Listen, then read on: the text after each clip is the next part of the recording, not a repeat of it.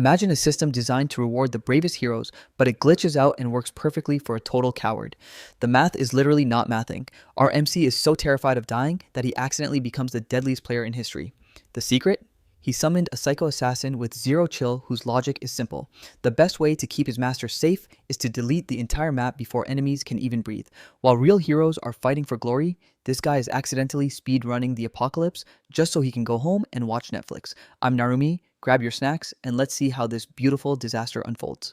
Our main character is walking home broke, aura gone, vibes off, radiating unemployed energy even though he works non-stop. Two random dudes clock him instantly and decide he looks like an easy target. The audacity is loud already. This man lives on a tiny rooftop that looks like a storage room with dreams removed. Dinner is ramen again? Because of course it is. His name is Bong Joo-hyuk. He is 25, works 3 part-time jobs, and still cannot escape debt. This is not grind culture, this is emotional damage.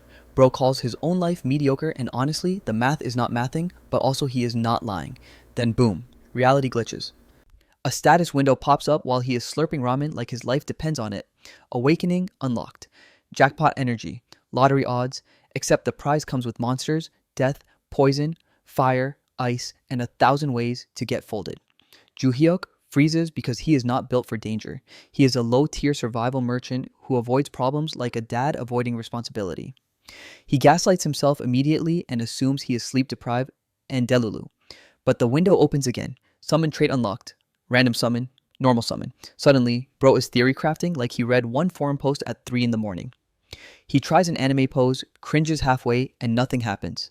Then he remembers the rules. Skills do not work outside the tower. Common sense. Brain not braining moment. Except the system does not care. A purple glow spawns by his door. A man appears. Not a beast, not a spirit, a human. The math is officially not mathing.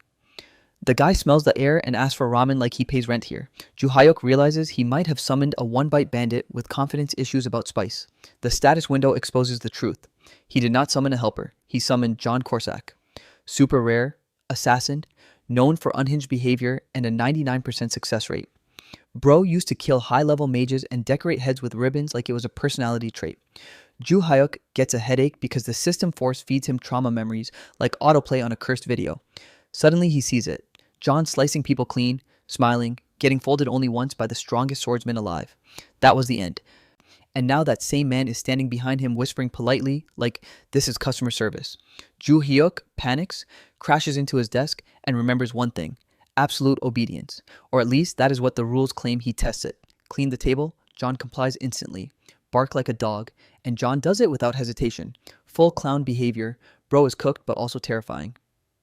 Then the door knocks. Debt collectors. Reality jumps back in like a jump scare. Joo-hyuk owes millions from a loan taken to save his family. This is not villain origin story. This is trauma speedrun. The collectors threaten him casually like it is small talk. Sell an organ, sell a sibling. Pure red flag energy. Joo-hyuk smiles through it because survival mode is his default setting. When they leave, the room goes quiet. He realizes he just summoned a psycho assassin into the life of the most risk-averse man alive. And somehow, this is only the beginning. John steps out of the bathroom like nothing happened. Calm, polite, trauma incarnate. Joo-hyuk realizes this man hid perfectly because he was ordered to, not because he was scared. That thought alone drains whatever battery his soul had left. Bro is exhausted. 2 part-time jobs, a random awakening, summoning a human, almost getting shaken down by loan sharks. His brain is cooked. He starts spiraling about the tower. Money sounds nice, but he knows himself. He is a professional chicken. Survival first, heroics never. He asks John what he wants to do next, fully expecting something unhinged. John says he wants to watch TV. That is it. No blood, no threats, just drama episodes. The vibe shift is insane. Joo-hyuk does not question how an assassin knows about TV and ramen. At this point, the math is not mathing anyway. Joo-hyuk falls asleep while John binge watches like he pays rent. And for the first time in his life, he feels something dangerously close to comfort. No loneliness, no silence, just background noise and trauma sitting politely on the floor. Morning hits. Alarm rings. John is gone. Joo-hyuk assumes the summon ended. 6-hour limit. Makes sense? He brushes his teeth, half awake, until the news drops a nuclear bomb. Illegal loan office. Multiple victims. All decapitated, heads decorated with ribbons.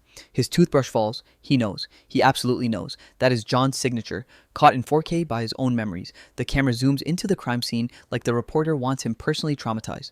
Broken fingers, clean cuts, bows on heads. This is not a coincidence. This is unhinged art direction. He spirals so hard he dissociates in a convenience store, sees the boss's head with a ribbon asking to be scanned. Valentine's Day written behind it.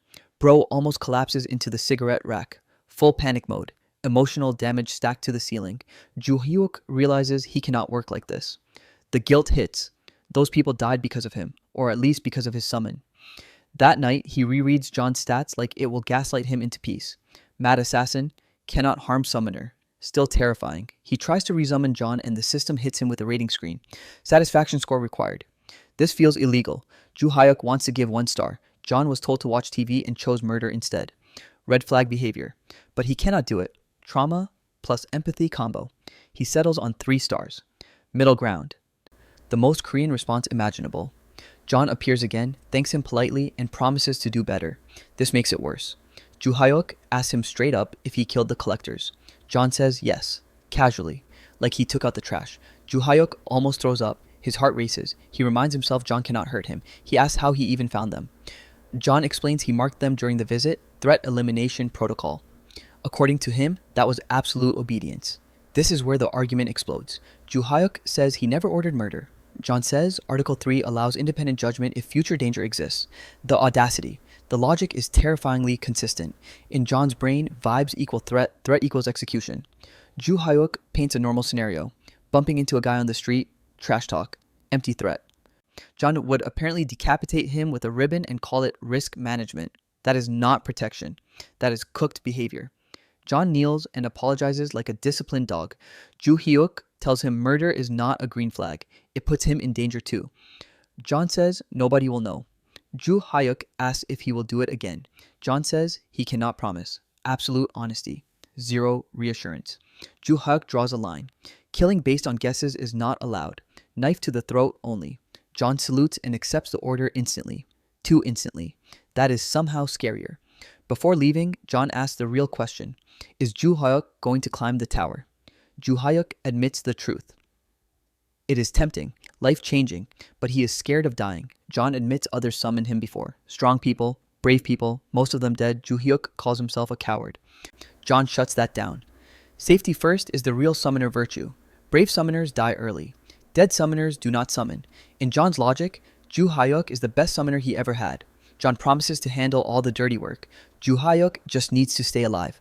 Long life, no glory, no clout, just survival. And somehow, for the first time, that sounds like a green flag. But Joo Hyuk cannot sleep. His brain keeps looping like a broken playlist. Part of him wants to quit while he is ahead. Debt collector's gone. Life reset. He can go back to ordinary work and pretend none of this happened.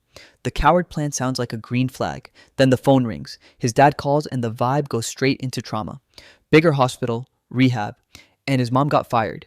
His dad tries to gaslight the situation into being fine, but Joo Hyuk hears the truth. The family is sinking, and he is the only life jacket. He hangs up, stares at the wall for 1 second, and the math is not mathing anymore. Bro instantly gears up like a broke Batman. Construction uniform as armor, a bat as his legendary weapon. He tells himself he will just peek at the first floor and bail. A little taste, a tiny sample. Delulu confidence. He tries to roll gacha for a better summon too. Maybe pull something legendary. But the system hits him with a 28-day cooldown for random summon. Hard no. So of course he summons John again. 5 stars. Full simp behavior. And John shows up like a loyal hunting dog who lives to serve. Joo Hyuk admits he is going to the tower. John immediately clocks him. This is not bravery. This is financial desperation with a side of fear. Joo Hyuk says he will taste and run. John approves and roasts his outfit in the same breath. Then John promises the full VIP package. He will be the tool. He will drive. He will do the killing. Joo Hyuk can ride the John Corsack bus without lifting a finger.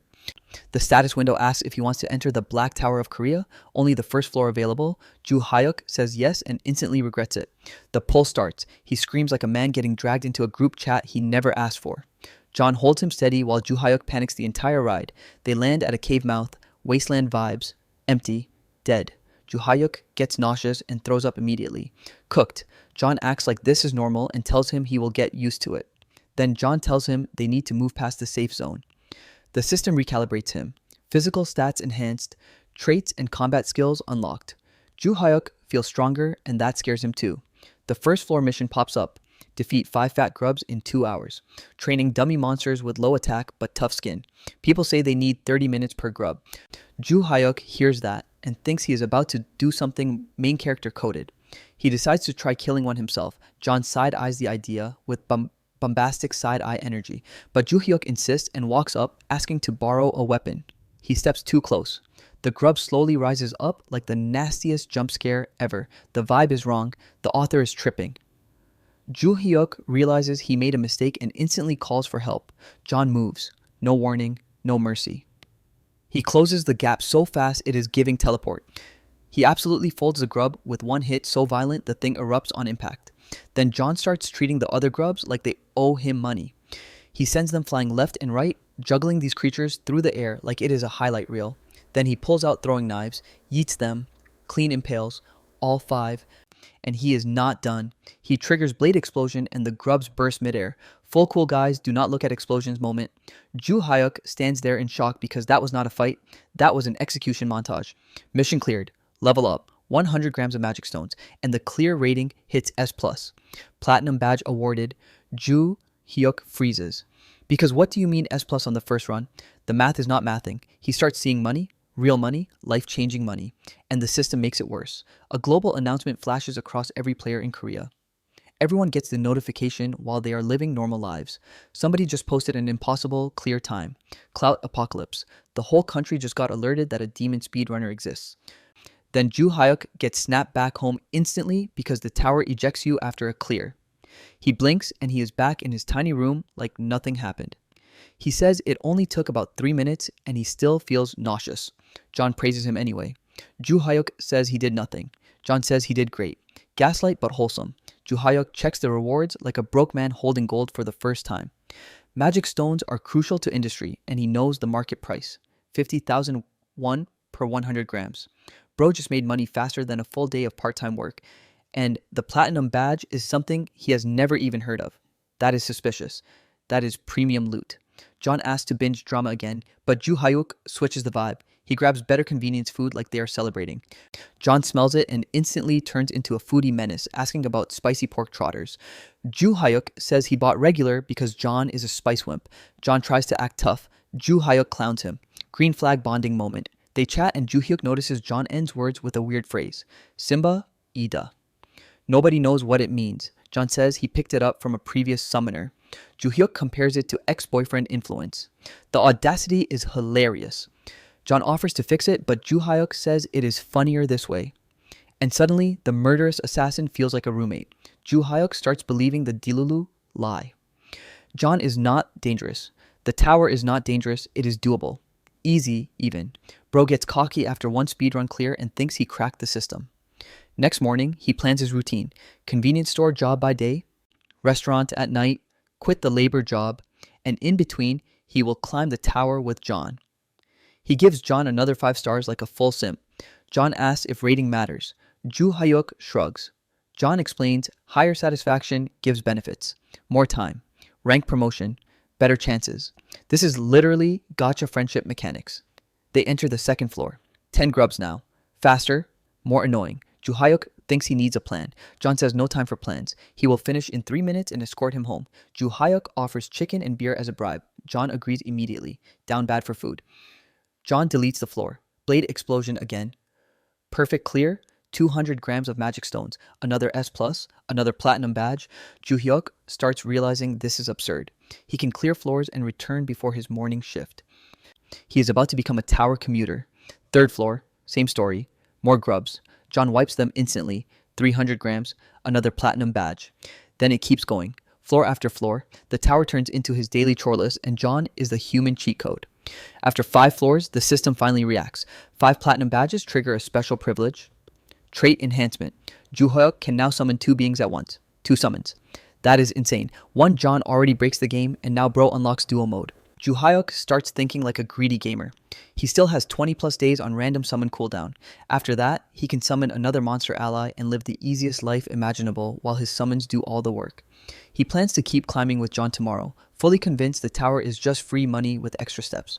The tower just turned into his daily routine, and Ju Hyuk is fully gaslighting himself into thinking this is normal.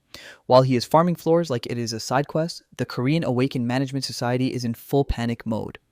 Inside the agency, everyone is stressed and jumpy. Another global announcement drops. Another S plus clear, 6th floor this time. Same timing, same speed, same player. They start connecting dots that absolutely should not be connected. In their heads, this is not a scared broke man with trauma. This is an unstoppable monster with main character energy. The director slams the desk and calls it. This player is unprecedented, a grade higher than anything Korea has ever recorded. If foreign countries sniff this out, abduction is on the table. National crisis unlocked. They order a full sweep of new awakeners to find this walking nuclear threat. Meanwhile, Ju Hyuk is at home asking John if they are going to the 8th floor today, like he is asking about grocery shopping. John agrees while doing chores. 1 floor a day, no strain, beginner label about to expire. Everything feels smooth. That alone is a red flag. 8th floor loads in as a forest. 10 red thorn frog warriors. 1 jumps, tongue out. John coats his blade in aura and slices straight through it. The other 9 do not even get a chance to exist. Clean wipe, no struggle, no drama. It is giving execution. Rewards rain down. 800 grams of magic stones, a tower exclusive healing potion, another S+, another platinum badge. Ju Hyuk downplays it like always. John praises him like a proud parent. John warns him though. From the back half of the 10th floor onward, the tower stops being nice. Trauma foreshadowing. Ju Hyuk decides John deserves a reward. He tells him to go enjoy the real world, eat good food, have fun, just do not commit murder. John refuses instantly. Red flag loyalty. He says he cannot leave Ju Hyuk and will just watch TV at home. Ju Hyuk switches tactics and offers chicken. John folds immediately. Bro turns into a chicken merchant on the spot. Ju Hyuk checks his inventory and realizes he is sitting on millions. Magic stones everywhere. Selling them would net him around 2 million won already. The money is stacking faster than his anxiety can keep up. It is now day 10 of climbing and he already forgot this was supposed to be a sample run. Floor 9 goes down just as easily. Floor 10 is next. He resummons John, and because of all the 5-star ratings, John gets extra time. John shows up throwing heart signs like this is a fan meeting. Ju Hyuk feels validated. This system rewards emotional attachment. Dangerous. They enter the 10th floor and the stat recalibration hits hard. Ju Hyuk feels power flooding his body. Strength, mana, confidence. He starts acting Delulu and calls himself an untamable wild horse. John shuts that down immediately. 1 scratch and John threatens to self-destruct. Green flag protection taken too far. The ground shakes. A giant mantis appears. 1 massive eye staring straight into Ju Hyuk's soul. He panics. This thing should not be catchable. His pride takes emotional damage just looking at it. John does not care. The mantis attacks. John dodges, sprints up its arm, and slices off both limbs like they were accessories. Then he dissects the rest of the body mid-motion. The monster does not even hit the ground intact. Stage cleared. 1 kilogram of magic stones. Another platinum badge. Violence delivered with surgical disrespect. Ju Hyuk realizes a pattern. Every 5 platinum badges, the system hands out a special privilege. And right on cue, it triggers again. Skill copy unlocked. He can steal 1 skill from a summon. The list pops up and John does not hesitate. He orders him to take Shadow Up. No thinking, no questions. Survival first. Ju Hyuk pretends he is not a runner, then immediately learns it anyway. Copium logic activated. He tests it outside and looks ridiculous. No speed, no magic. Just vibes. He complains about system inconsistency. John agrees because loyalty overrides logic. Day 11 hits and Ju Hyuk makes the bravest move of his life. He calls the Awakened Management Center. He says he is newly awakened and wants assistance. They think he is confused. He gives them his address. All he wants is to sell magic stones. Meanwhile, the agency realizes another lead popped up and rushes out again. Ju Hyuk starts panic cleaning his house. Full anxiety mode. The people hunting the imaginary monster are now on their way to meet the most antisocial man alive, and he has no idea how cooked he actually is. He just panic cleaned his whole apartment because the agency is on the way, and now the knock finally hits. The aura leaves his body. He knows he is cooked. He opens the door and tries to act normal, like this is not a broke man meeting the government with ramen breath. The guy introduces himself as Gwang Yeo, and the woman is Mina. Mina does not do personal space. She steps in close, stares into his soul, and basically says it has to be him, the S plus speedrunner. Ju Hyuk instantly goes Delulu survival mode. He starts gaslighting like a robot. Yes, he heard about that. No, that is not him. Mina side-eyes him so hard it could cut glass and calls out his classic lying face. Guang Yale shuts her down because she is fishing too aggressively. Mina plays innocent. Red flag coworker energy. They sit him down and hit play on the official orientation, starring Tabby the mascot. It is a whole propaganda slideshow. The tower is taller than anything on Earth. It spawned overnight 20 years ago. Governments tried to investigate and got blocked by an invisible wall. Then players appeared and the tower turned into a global live service game. Outside the tower, players are regular people. Inside the tower, they become broken. Skills, gear, rewards, magic stones boosting the economy, the whole package. But here is the trauma clause. If nobody keeps climbing, the system starts a countdown. No new floor cleared within 6 months and the tower collapses. That is how Mumbai vanished. Casual world-ending detail dropped like it is an email update. Korea got lucky with only one tower. They estimate 5 to 10,000 players nationwide. Not many, but enough to keep progress steady. They are just behind the United States at floor 66. So do not worry. Heroes exist. Please register. Become a hero. Joo-hyuk calls the whole thing cringe because he is allergic to inspiration. Orientation ends and Gwang Yel starts verification. Are you awakened? Joo-hyuk says yes and shows proof. What floor did you reach? Joo-hyuk says 10th. Both agents freeze for half a second because that matches the mystery speedrunner record. Mina's eyes say caught in 4K. Joo-hyuk's teeth start chattering because his body snitches before his mouth can. They ask if he heard about the global announcement. He tries to compliment the unknown player like a normal person, but he sounds like a malfunctioning NPC. Gwang Yeo tells him to relax. Joo-hyuk cannot. He is cooked. Then comes the contract pitch. 2 paths. Elite team and general raid team. General players are freelancers, climb on their own schedule. Elite players work closely with the bureau, tackle higher floors, get funding, gear, security, and basically become national assets. Joo-hyuk hears one thing: reporters, cameras, attention, public exposure, his personal hell. So he cuts Gwang Yel off and chooses the general team immediately. No fame, no body cams, no hero arc. He just wants safe floors and cashing out rewards. Gwang Yel looks confused because nobody rejects clout this hard. Mina decides this proves he is not the S+ monster. In her head, the real talent would crave glory. She calls him openly pathetic and says a coward does not deserve elite status. The audacity is loud. Gwang Yel still needs a confirmation run. He asks Joo-hyuk to enter the tower while they wait. Joo-hyuk agrees, but he starts plotting immediately. He thinks they are testing him, so he decides he will do a slow run. 2 hours if needed. No speed clear, no S+. Just messy pacing to ruin the record and escape the elite trap. He tells them to make themselves at home, points to the food and remote, then vanishes into the tower. Gwang Yel admits he is definitely awakened. Mina says talent is unclear, but his vibe is timid. She predicts he will quit at the 11th floor. Why? Because the centipede tunnel exists. Creepy bugs everywhere. Not hard, just trauma fuel. Someone like him will panic and forfeit. Gwang Yel believes her and prepares to report this as another dead end. Inside the tower, Joo-hyuk summons John. John appears polite as always. The mission pops up. 11th floor, 3-hour limit, kill 100 centipedes. Joo-hyuk immediately loses his soul because he hates centipedes. John says he can finish in 5 minutes. Joo-hyuk screams no. Slow and steady, no S plus time.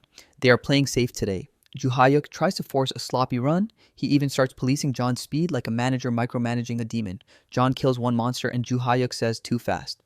John slows down a bit. Joo-hyuk feels relief. The plan is working. The math is finally mathing. Then a centipede flings Joo-hyuk into the air like a toy. He panics and tries to run. Full cooked behavior. John sees his summoner in danger and the red flag protocol activates. Safety first overrides obedience. John dives in and starts carving. Slices, splits, deletes. He goes way overboard, shredding everything nearby because the trauma response is violence. Joo-hyuk screams at him to stop. Slower. It is an order. John cannot. Safety first.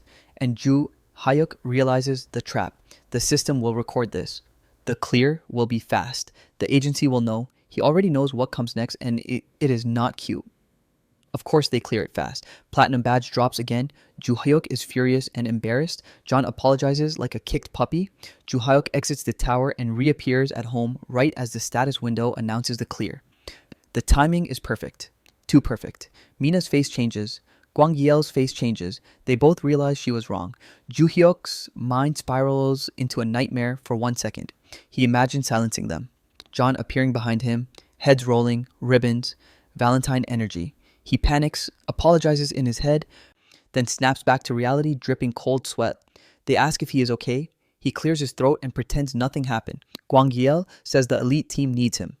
Ju Hyuk instantly gaslights the situation. Must be a misunderstanding. Overlapped with another player. A coincidence? He insists it is not him. Gwang Giel says the timing was too perfect. Ju Hyuk doubles down. Coincidence, not him. He is serious. And somehow, against all logic, they believe him. Or at least they pretend to. Gwang Giel says they confirmed his awakening and they will prepare the contract. He thinks he dodged the spotlight, but the agency hands him the contract and it is the elite one. Not general, not normal, ultra elite, 12 billion salary, housing, VIP security, immunity. At this point, he is basically royalty and the red flag is glowing. Ju Hyuk immediately says no. Flat refusal. If it is not the general contract, he walks. The room freezes. Nobody rejects this. He explains it plainly. Attention causes trauma. Pressure cooks his heart. He does not want eyes on him. He does not want expectations. He just wants peace. They finally get it. He is not mysterious. He is not humble. He is an introvert with a fear of people. He says climbing is fun now, but it is only floor 11. The future is unclear. He does not trust himself. Gwang Il backs off and agrees to process the general contract. Elite benefits come with elite chains. Once you join, you cannot quit. Ju Hyuk does not want that red flag life. Back at the office, the higher-ups lose their minds. The report said timid, afraid, no ambition, and yet the data screams unprecedented talent. Allergy to people does not erase results. They decide one thing. No matter what, they will pull him into the elite team later. This is not over. Back to Ju Hyuk. He is fake angry at John, pretending, threatening unsummon if he disobeys again. John apologizes immediately. Trauma response activated. They enter the 12th floor. The mission is 20 ice spear weasels. 3 hours. Ju Hyuk orders slow and steady. John salutes. Loyalty first. Ju Hyuk trusts him for exactly 5 seconds. The cold hits hard. Ju Hyuk starts shaking. John notices and panics. Cold equals illness. Illness equals danger. Danger overrides obedience. John blitzes the floor. He absolutely folds everything in sight and clears it instantly. S plus again. Absolute obedience is officially gaslight. The agency calls immediately asking if he cleared floor 12. Ju Hyuk says yes but downplays the future. 13th might be too hard. John says it is warm now and goes back to the TV. Ju Hyuk unsummons him while crying because he does not deserve this protection. Floor 13 is traps everywhere. Slow equals death. John Princess carries Ju Hyuk through everything and deletes the stage. Perfect clear. Floor 14 is wide area monsters. John wipes them before they move. Perfect clear again. Ju Hyuk gives up resisting. Cooked acceptance. He sells his magic stones, 3 million from sales, 2 million support fund. Over 7 million in 14 days. The math hurts his brain. He quits his part-time jobs mentally on the spot. Next day, John appears in a punishment pose because he still got 5 stars after disobeying. Trauma and loyalty mixed. Ju Hyuk finally gives up controlling speed. The office already knows more platinum badges mean more perks mean safety. He chooses greed, he chooses survival. They enter floor 15, 20 goblin workers, humanoid, intelligent, red flag enemies. John warns him. 1 escape equals swarm. Stealth only. John vanishes. Heads drop. Clean, silent. The others never notice. No alert, no chaos, just efficient erasure. Floor cleared, level up, more stones, healing potion, another platinum badge. They return home smiling. 15 badges total, new perk incoming. At 5, he got trait enhancement. At 10, he got skill copy. Now he waits again. Fully cooked, fully committed, and whatever comes next is about to be worse. Yo legends, Narumi here to drop the final verdict. I'm giving this series a solid 10 out of 10 for John absolutely folding everyone like laundry, but a negative 5 for Ju Hyuk being the most relatable coward I've ever seen. Bro literally got rich by screaming and letting his pet psycho do all the work. That is peak lazy king behavior. Honestly, go buy the official release so the author can afford therapy after writing this chaotic mess. Stop being a pirate, you broke gremlins. And if you do not smash that subscribe button right now, I am personally sending John to deliver a ribbon to your house. Do not test me. Peace.